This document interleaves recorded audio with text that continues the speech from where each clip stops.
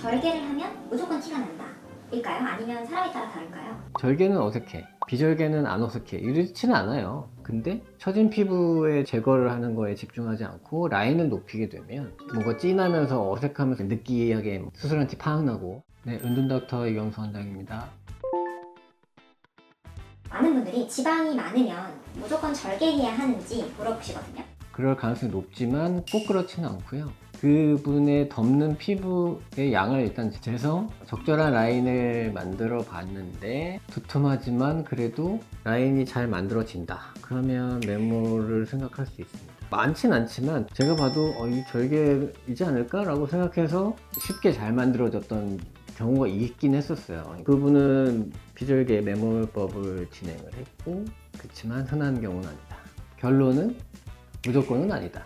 그래서 저는 고민이 좀 있는데 나이가 많으면 메모를 이제 못하나? 라는 걱정이 들더라고요. 나이가 많으면 메모를 못할까요? 뭐 그런 경향성은 있죠. 못한다기보다는 나이가 뭐 중년 그 이상 되면 보통은 메모의 의미보다 제거를 해야 되는 경우가 많기 때문에 80, 90%는 피부를 좀 제거하는 그런 디자인이 적합한 경우가 비율이 그 정도 되는 것 같고요. 피부의 양이 그렇게 많지 않고 이미 가지고 있는 라인도 뭐 그렇게 높지 않고 그렇다라면 뭐 메모를 할 수 있죠. 중년이어도. 근데 그런 경우가 한국 사람한테서 아주 많은 건 아니기 때문에 일반적이진 않다. 사실 저는 제일 중요한 게 자연스러움이거든요. 고객님들도 이 말씀을 정말 많이 하세요. 저는 자연스럽고 싶어서 무조건 메모할 거예요. 절개를 하면 무조건 티가 난다 일까요? 아니면 사람에 따라 다를까요? 절개는 어색해, 비절개는 안 어색해, 이렇지는 않아요. 피부 여건이 가장 큰 거고, 그 다음에 거기엔 디자이닝. 만약에 뭐 5, 60대쯤 됐고 첫 수술이고 이제 피부 늘어져서 절개를 했는데 나는 자연스럽게 해야 돼요 라고 하시는 분들이 더 많거든요. 그런 분들은 옆집 아줌마가 이상하게 된 거죠. 그게 왜 그러냐면 처진 피부가 많은데 쌍꺼풀 선을 낮추고 처진 피부를 충분히 제거를 해주는 디자인이 맞는데, 그래야 이제 자연적인 느낌을 많이 준단 말이죠. 근데 처진 피부에 제거를 하는 거에 집중하지 않고 라인을 높이게 되면 뭔가 진하면서 어색하면서 느끼하게 수술한 티 팍 나고, 결론은 절개를 한다고 어색한 게 아니라 충분히 자연스러울 수 있다. 몽고주름이 있으면 무조건 트림을 해야 된다라고 말하는 경우도 더러 있더라고요. 그건 아니죠. 비율이 가장 우선적이라고 생각하기 때문에 그걸 했을 때 안 했을 때의 어떤 예상되는 결과물에 대해서 충분한 설명이 더 필요한 게 아닌가라는 생각이 듭니다.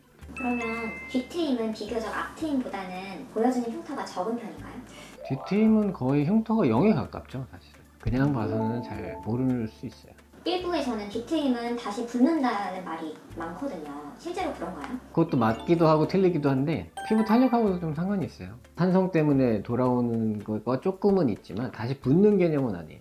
근데 만약에 노년층이야, 그러면 탄력이 없고 힘이 없기 때문에 상대적으로 그런 변화는 적어요. 결론은 뒤트임은 다시 붙지 않는다. 원장님 그럼 이마로 눈을 뜨면 안 검어진가요? 아니요, 그건 완전 틀린 말이에요. 그러면 안검하수면 이마로 눈을 뜨느냐? 그렇지도 않습니다. 실제로 안검하수가 꽤 심한데도 이마를 안 쓰는 사람도 있어요.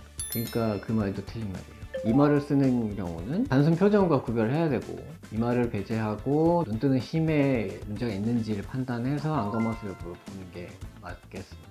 이마를 쓰는 경우는 가성 안검하수가 많아요. 피부의 늘어짐 때문에 시야가 가려져서 이마를 써서 눈을 뜨는 경우가 압도적으로 많습니다.